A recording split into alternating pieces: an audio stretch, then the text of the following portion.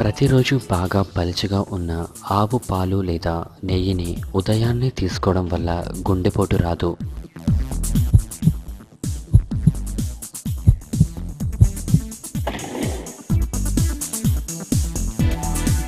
స్వచ్ఛమైన శ్రేష్టమైన తేనె వేడి నీళ్లతో కలిపి త్రాగాలి.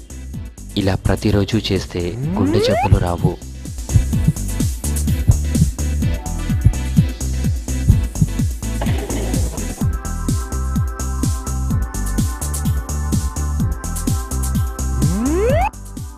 లవంగాలు కాల్చి పొడి చేసి తినడం ద్వారా అన్ని రకాల దగ్గులు నయమవుతాయి.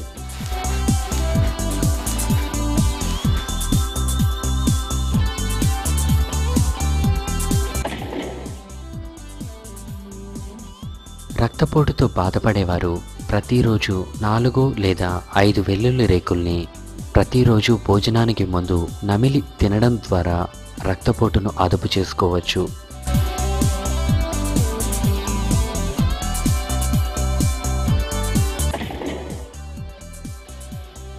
వేప చెక్క కషాయం త్రాగడం వల్ల సాధారణ చర్మ రోగాలు నయమవుతాయి.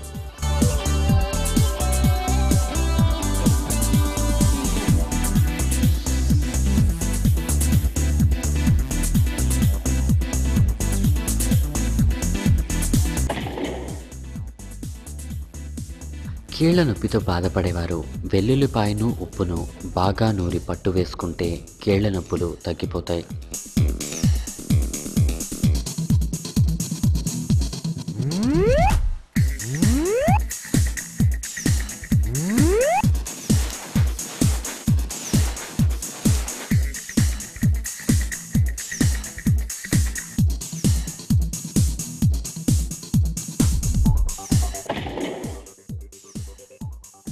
అల్లం రసంలో తేనె కలిపి తాగితే దగ్గు త్వరగా తగ్గుతుంది.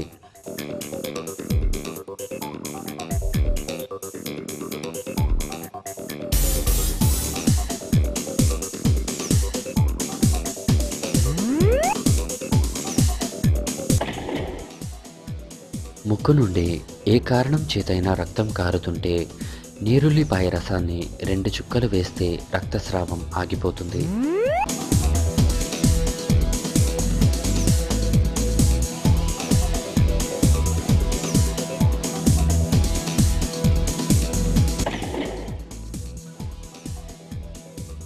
యాలకులు పొడి చేసుకుని రోజూ తినడం వల్ల మూత్రపిండంలోని రాళ్ళు కరిగిపోతాయి.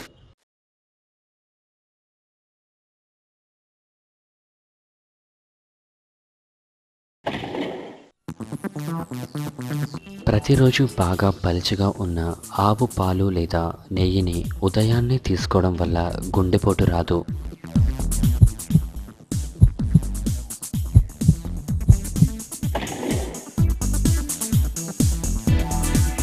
స్వచ్ఛమైన శ్రేష్టమైన తేనె వేడి నీళ్లతో కలిపి త్రాగాలి.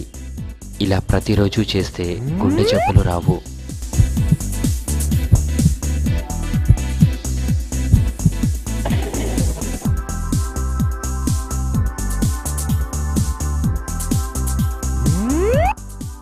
లవంగాలు కాల్చి పొడి చేసి తినడం ద్వారా అన్ని రకాల దగ్గులు నయమవుతాయి.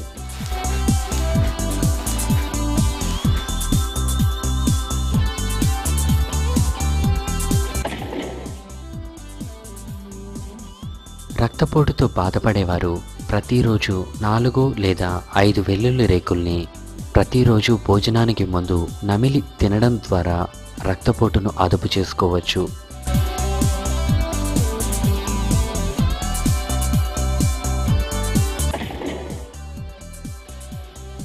వేప చెక్క కషాయం త్రాగడం వల్ల సాధారణ చర్మ రోగాలు నయమవుతాయి.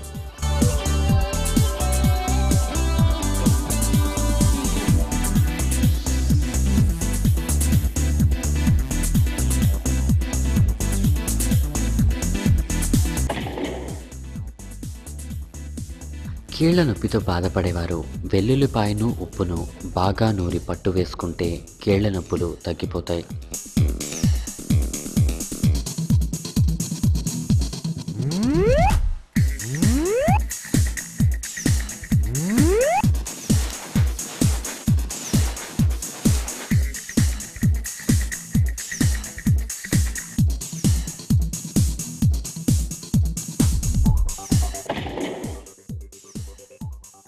అల్లం రసంలో తేనె కలిపి తాగితే దగ్గు త్వరగా తగ్గుతుంది.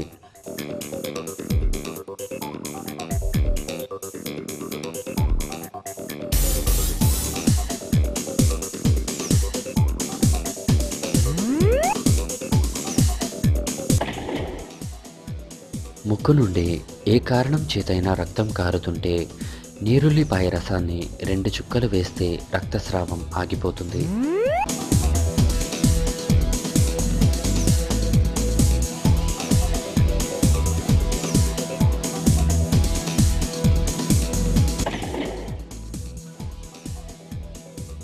యాలకులు పొడి చేసుకుని రోజూ తినడం వల్ల మూత్రపిండంలోని రాళ్ళు కరిగిపోతాయి.